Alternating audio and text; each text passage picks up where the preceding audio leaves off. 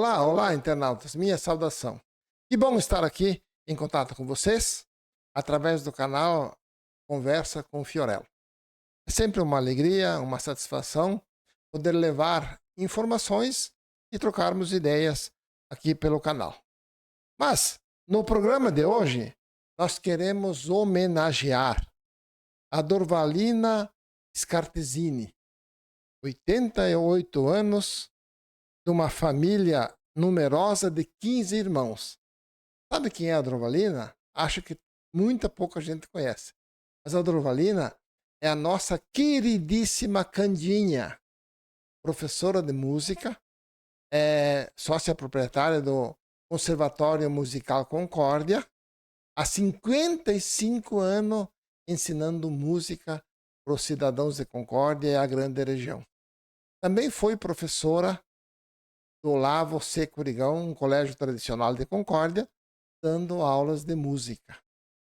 Naqueles tempos ainda se ensinava música nas salas de aula. Interessante, né?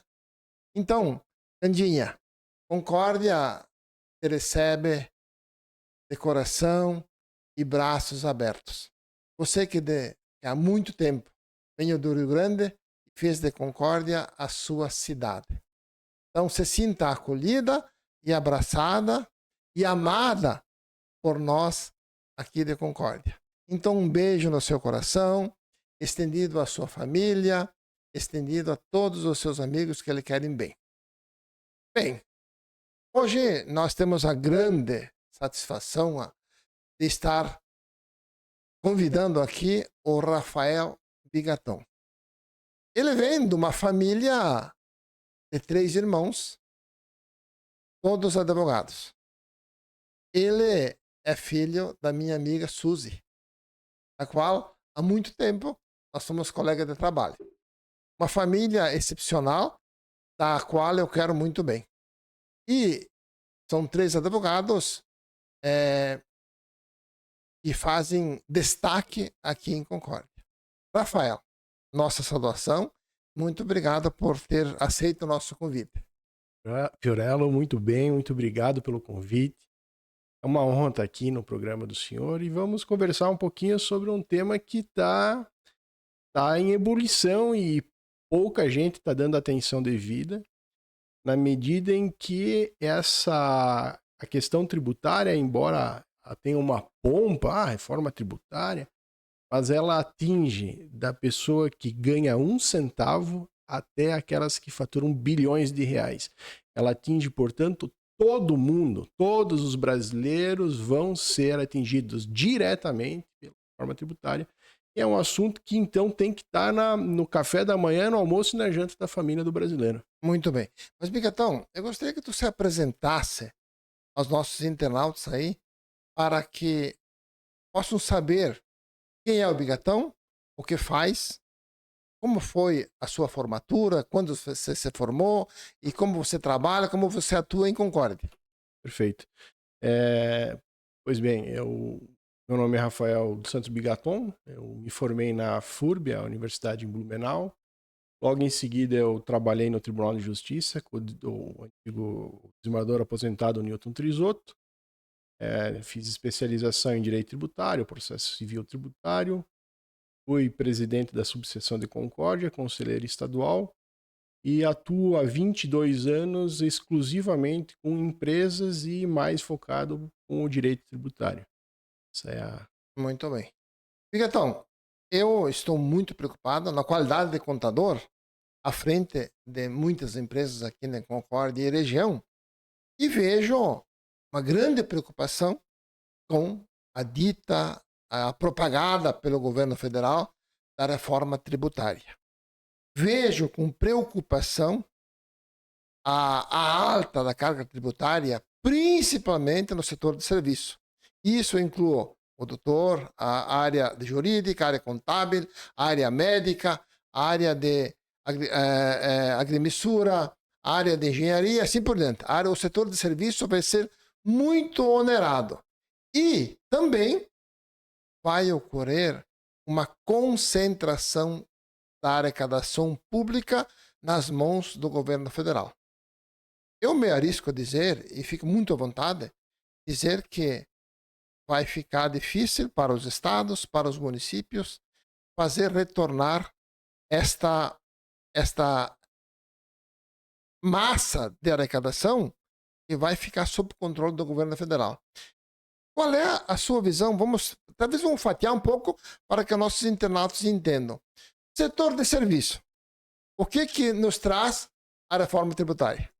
Pois bem, vou dar um passinho para trás e já mato essa questão do serviço. Veja bem, o nosso sistema ele está à beira do colapso, né? O nosso Código Tributário Nacional ele é da época em que o Brasil era bicampeão mundial. Pelé e o Garrincha jogavam, para os senhores terem uma ideia de tão longo que é a redação tributária brasileira. E também nós temos o PIS e o COFINS, que possuem 3 regras jurídicas principais, mas possuem, por sua vez, inúmeros normativos que regram o tema. Temos o ICMS, que são 26 estados mais o Distrito Federal, e nós temos o ISSQN, são 5.568 legislações diferentes. Então, realmente, a gente precisa de uma reforma tributária. Ponto. Agora, as preocupações. Questões do serviço. Eu também não me agrada essa oneração excessiva do serviço. O IVA brasileiro, ele bebe na fonte do direito canadense do IVA e do inglês da Inglaterra, né? E vejam bem, são países e o Canadá tem uma extensão grande de terra, concordo, mas é que a população do Canadá se concentra em poucas regiões que são habitáveis, porque o resto é virado em gelo e neve. E a Inglaterra é um país, em termos do Brasil, em termos de extensão territorial, é muito pequeno. E então aí que está o grande problema do Brasil. O nosso sistema tributário, se fosse um sistema tributário exclusivamente para Santa Catarina, por exemplo, nós poderíamos ser o país mais desenvolvido do mundo ou entre os 10 mais tranquilamente. Mas não é essa a realidade. A gente tem, infelizmente, um Nordeste muito abaixo, seja por questões políticas, sociais, enfim, historicamente sempre esteve muito atrás. Eu gostaria que fosse o contrário, o Nordeste estivesse nos puxando, porque tu sabes que a gente ia alcançá-los também. Mas a gente precisa compreender que o Brasil tem essa questão continental e de diferença de culturas muito grande e que fomentam. E aí que está o problema da reforma tributária para o setor da prestação de serviço. O que acontece? Eles estão desonerando muito a indústria. E a indústria hoje é muito tributada, de forma equivocadamente. Mas o que acontece? Você transferir tudo isso daí para o prestador de serviços importa num erro maior ainda. Porque, afinal de contas, 80% da produção ativa no Brasil é prestador de serviço. Uhum. É um dado eloquente, vamos botar assim.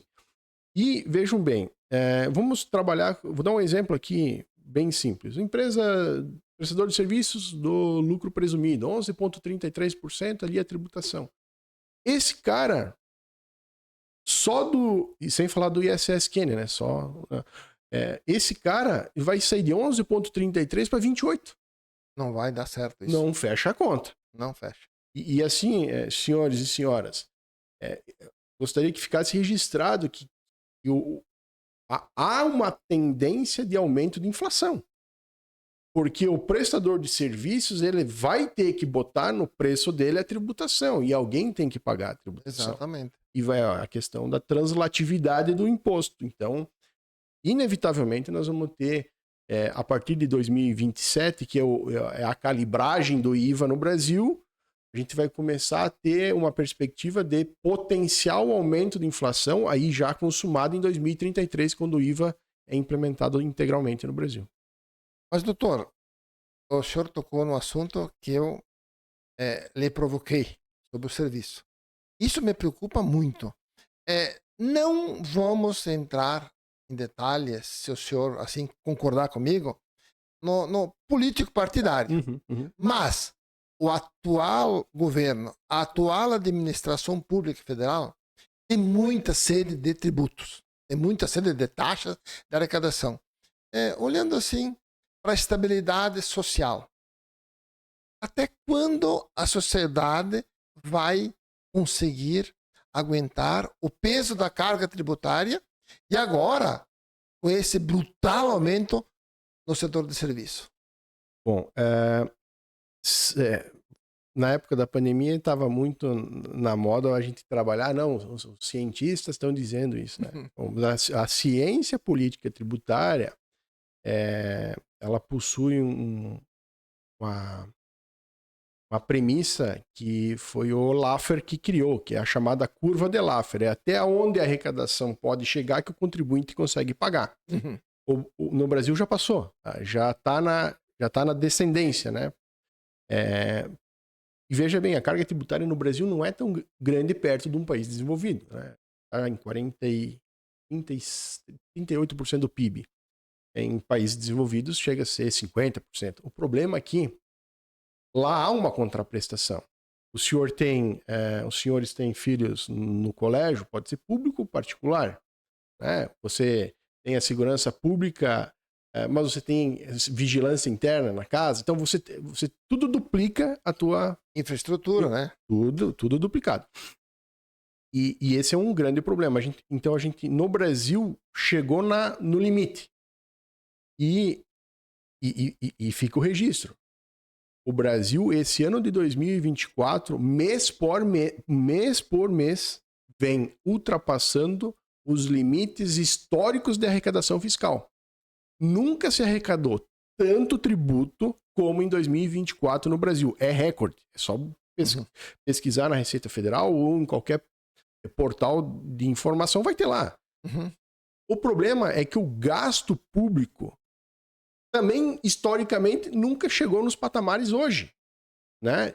O dólar, eu vindo para cá, eu estava comentando com um cliente meu que reside nos Estados Unidos, falei, olha, o dólar estourou, está quase chegando a 6. Exatamente, 5,96. Exatamente. Eu falei assim, ó, Marcelo, é o momento oportuno de tu fazer negócio aqui no Brasil, porque imagina... Um dólar que você falou? Vai comprar um ativo aqui exatamente, a troco de pinga. E, então, a celeuma eu acho que o Estado precisa, antes de mais nada, fazer uma autocrítica. Né? O que eu, Estado, estou fazendo com o recurso do contribuinte? O nosso dinheiro. O que o Estado está fazendo? O Estado não está fazendo a lição de casa.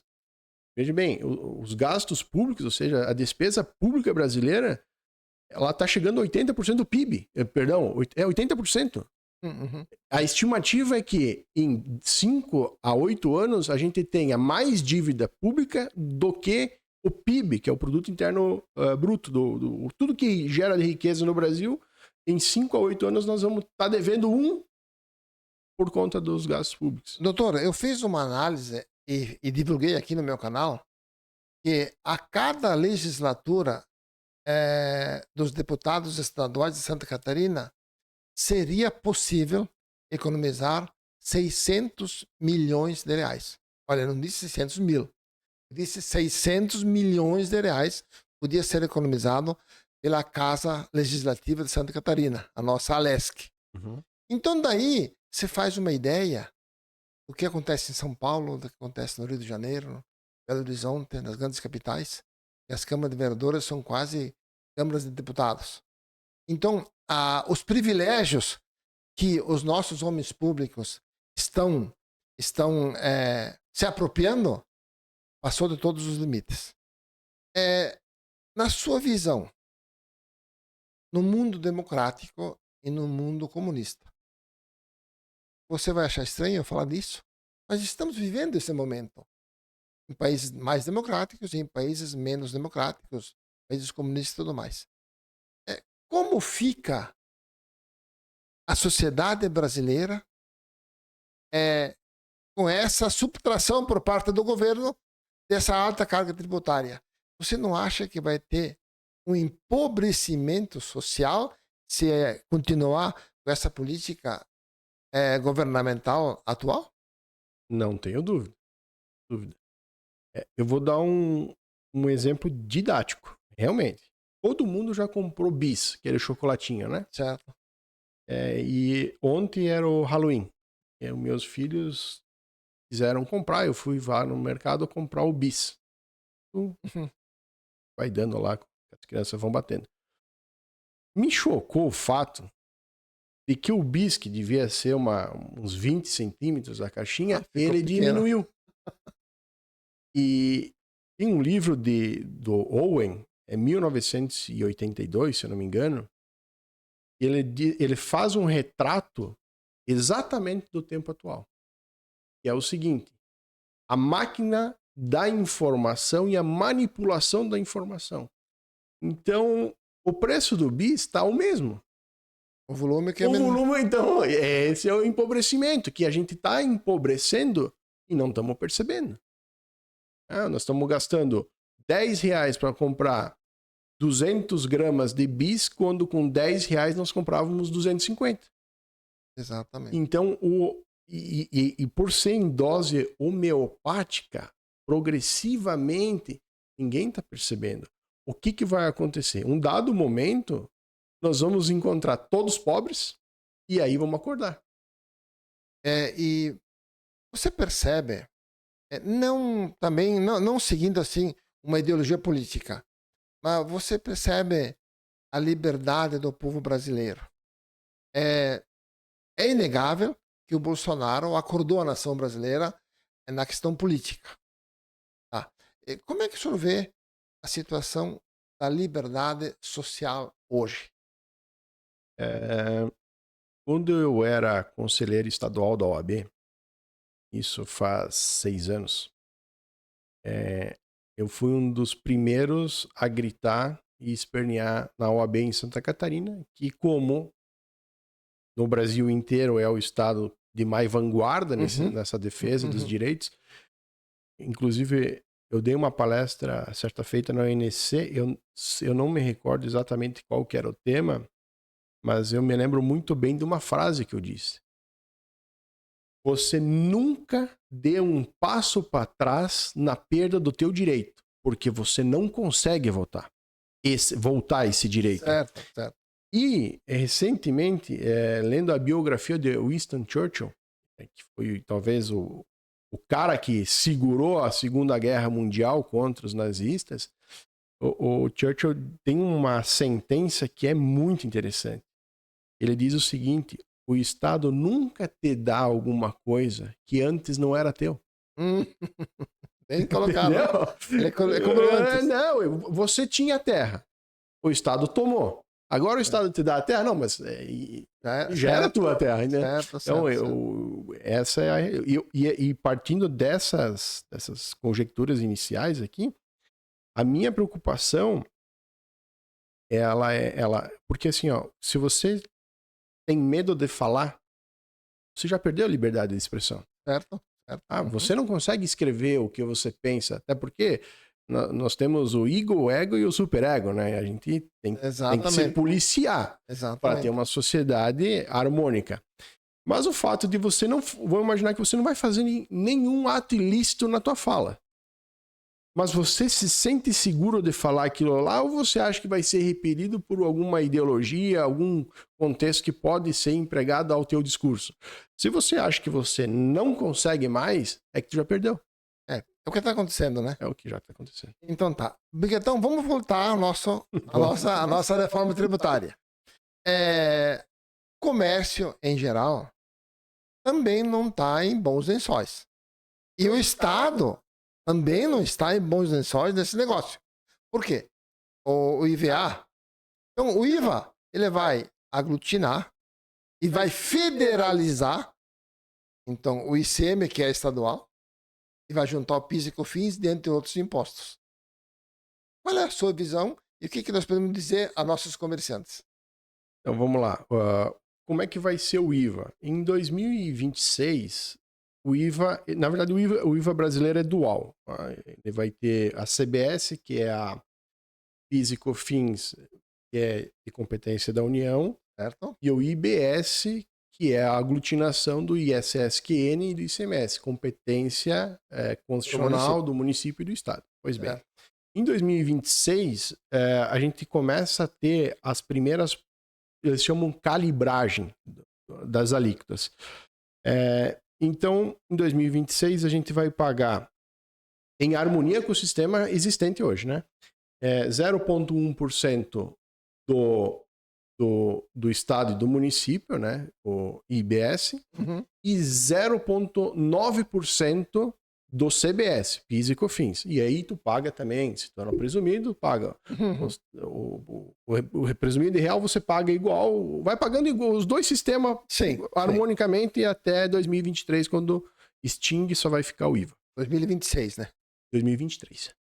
2026 começa. 2023, tá, é isso 2033, mesmo. Tá. Eu acho que me confundi, é Certo. 2033. Certo. Então 2026 começa, 2027 isso. O PIS e COFINS deixam de existir e 2033 o ICMS e o ISS deixam de existir. Então calibrou isso daí, vai ter as alíquotas e tal. A alíquota hoje estimada é 28%.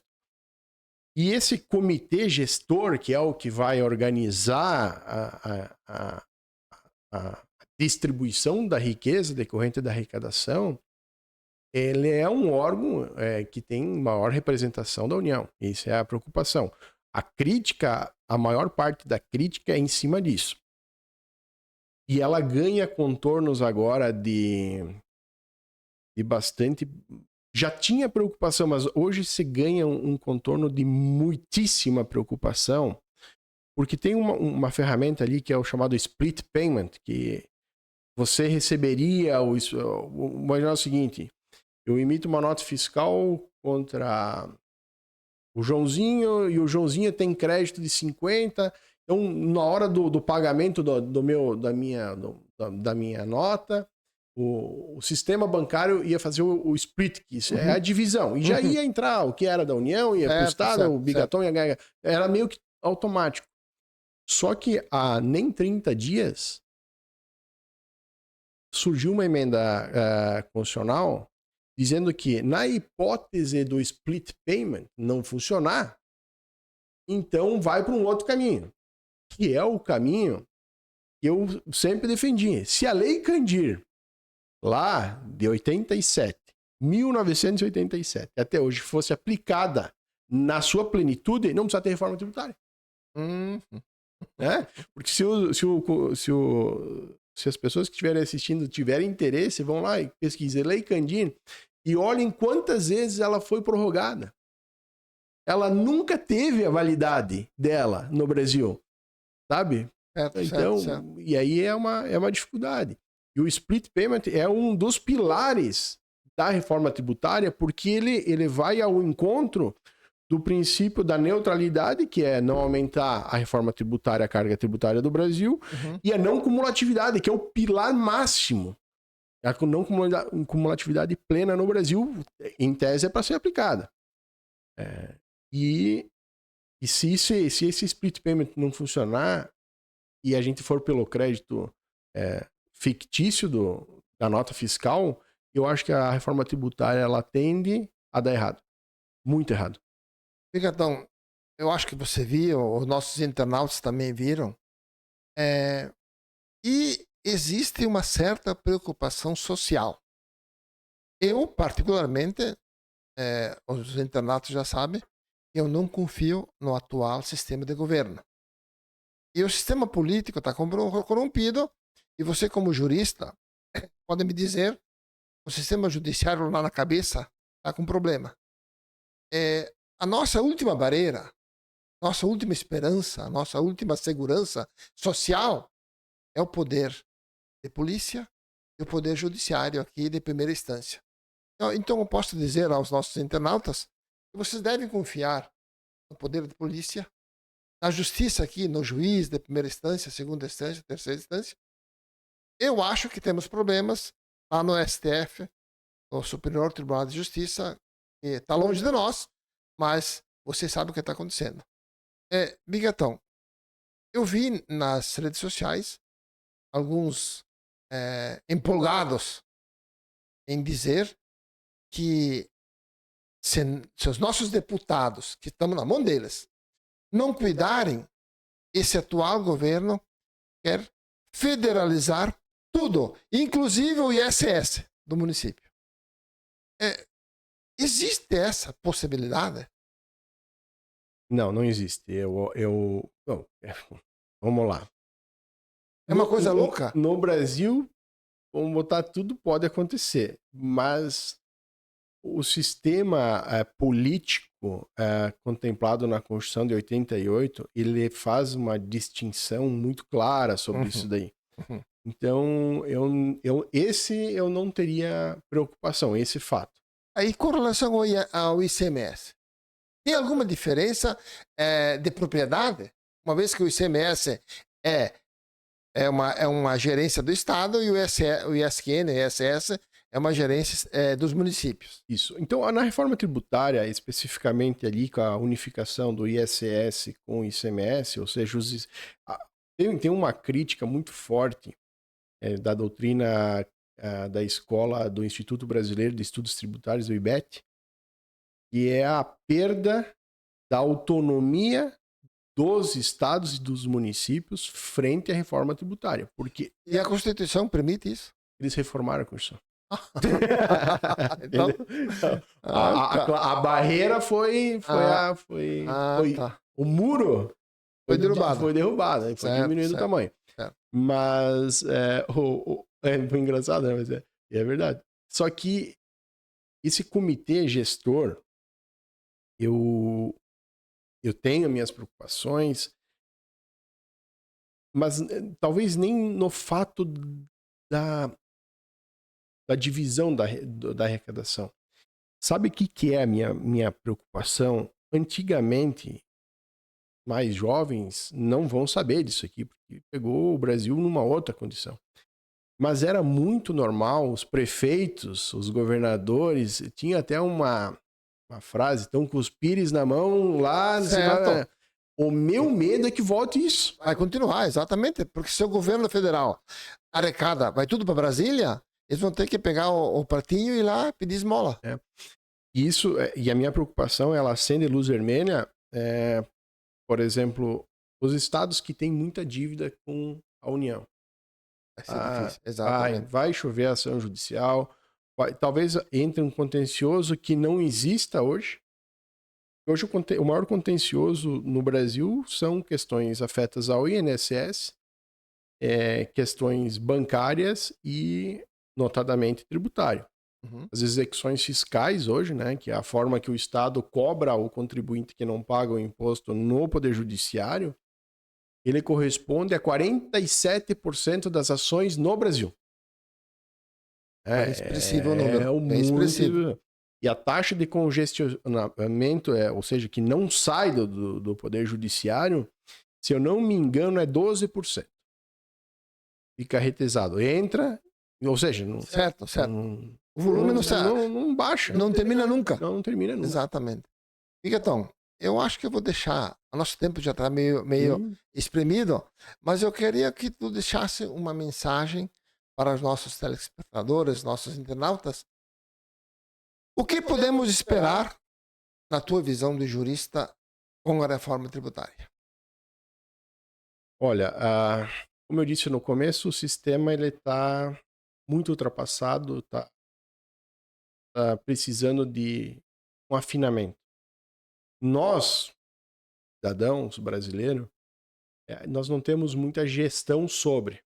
Nos resta acreditar que vai vir alguma coisa melhor do que a gente tem, mas como tema de casa, é nós termos interesse no assunto, para questionar os representantes do município, do estado e, quem sabe, recentemente a gente teve a visita da deputada estadual Carolina Detoni aqui em Concórdia, e pressioná-los para que haja um endereçamento da reforma tributária para os nossos interesses e não para o interesse exclusivo do Estado. Seria esse meu.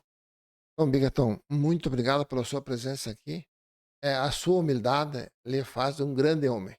Obrigado. Eu acho que você vir no meu canal e prestar esse serviço para a comunidade é um gesto de grandeza sua e de bondade. Então, muito obrigado e até uma próxima oportunidade. Com certeza. O senhor Combinado? convidando, estarei aqui. Valeu. Internautas, muito obrigado pela vossa audiência e por estar com nós aqui no canal Conversa com Fiorello. A gente se vê logo, logo. Tchau.